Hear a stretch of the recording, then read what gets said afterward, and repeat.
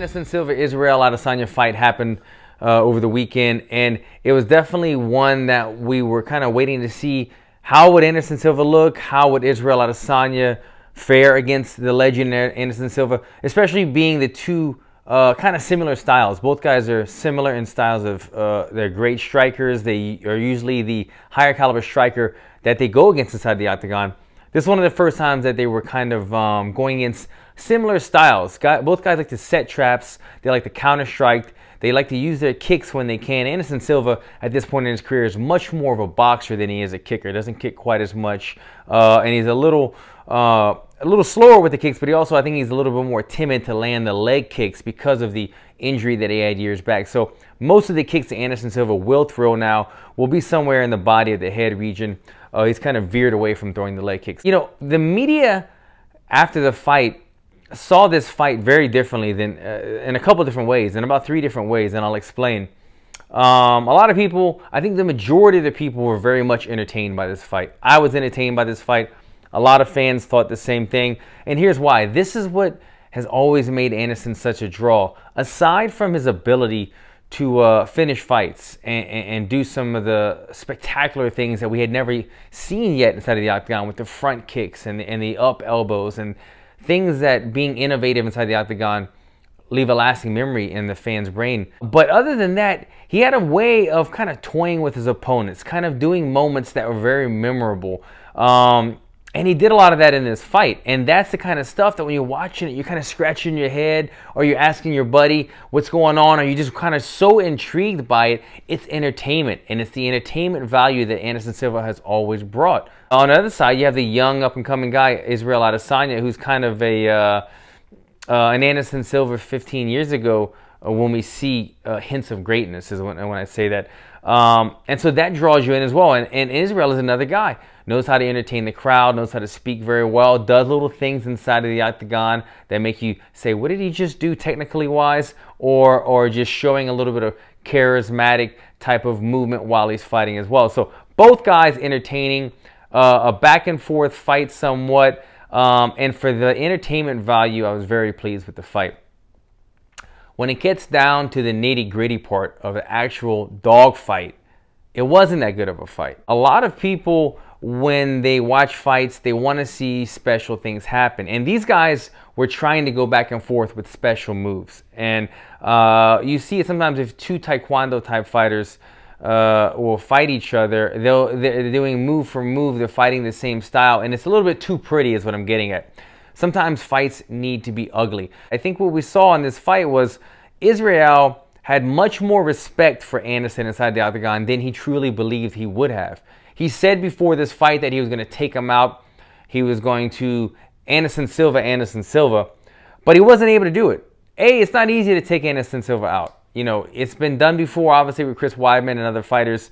But he's very tricky. He's very technical. He's got very good head movement, very good defense, and he keeps you guessing all the time. Always keeps you guessing. He was able to do that with Israel Adesanya. And the thing that I saw about it was, it's like a lot like if you're a student and you're going with your teacher. Sometimes going with your master, your instructor, your teacher, whoever that person is to you in your life, however the amount of respect is for them, is how hard you will go against them.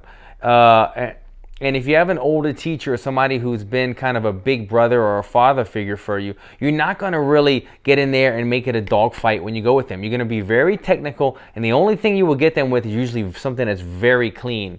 That's a lot how I saw this fight. Israel going for the long distance headshots, the clean shots. He wasn't getting in there trying to bully or big brother Anderson Silva or use his speed to the advantage that he could have. He could have got in there and really stayed in the pocket and worked and done some things, tried to trip him, tried to maybe fake some takedowns. But a lot of the stuff that Israel Adesanya was doing in Anderson Silva was sniper shots. He was trying to hit him from the outside with a clean kill. And it's hard to clean kill a master like Anderson Silva. Anderson Silva, on the other hand, was trying to use his moves and his deceptive type of movement to draw him in and get the counter. When he puts himself against the cage, he's doing that because he wants to use his head movement to make you miss and set up a counter shot. When he does the Jeet Kune Do type stuff or whatever the defense is that he does, a lot of times it's because he does practice that martial art. But what I'm seeing, and when I see that, is Anderson Silva is defending a strike a certain way, and he feels off balance after that. He feels out of place. And to keep the fluid movement moving, he continues to do his type of movement because it throws you off. It makes him look good, like he's not in a stale spot. And it keeps him balanced. It keeps the momentum of the fight going. But more importantly, it freezes up his opponent.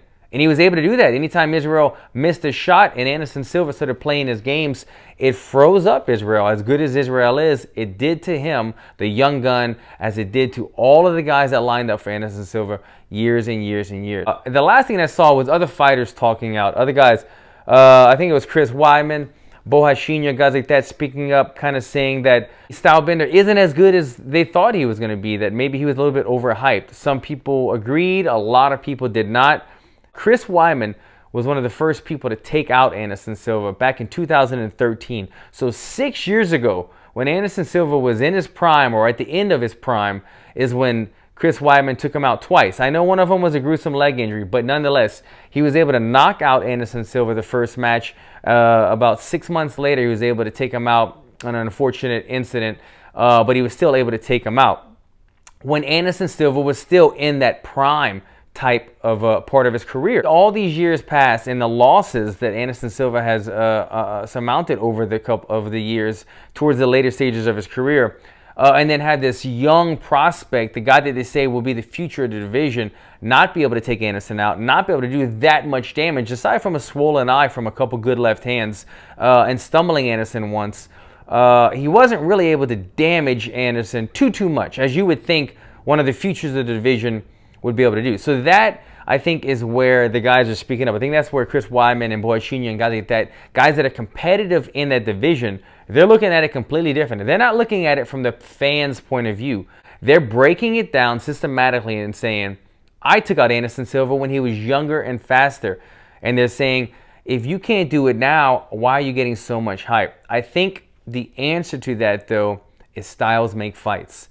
This was stylistically too even of a matchup for two guys that had similar styles, and the respect factor, again, was too high. Chris Weidman went in there like a wrestler and a boxer, and his corner was yelling, punch a hole in his chest, punch a hole in his chest. That was his mentality. Israel went in there saying, you know what?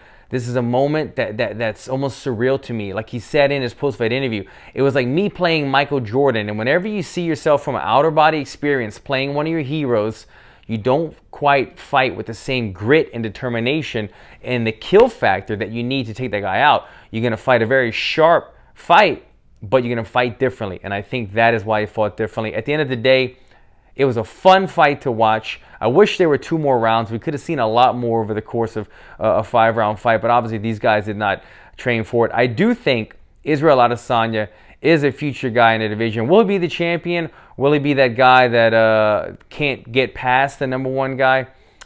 Never retains the belt right away? I don't know. But you see the talent is there. He's yet to really be taken down a whole lot. He's showing a much improved ground defense. And as we've seen already, his striking is top notch. I think the only reason he wasn't able to really do as well against Anderson Silva, as I stated, was the respect and the style.